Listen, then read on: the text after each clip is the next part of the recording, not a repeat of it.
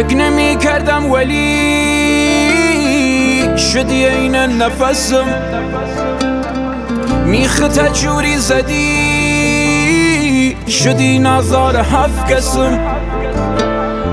خیلی دوست دارم این دل بیچاره، یه تیکه جواهری ایارتم بیزچاره. پشت من تاریکه درگیر عوارضم، زندگی قبل تو نپاک کردم محافظم. پیش تو آرامم، حال من با تو خوشه، درد او چشات به قلبم که خود آرامشه.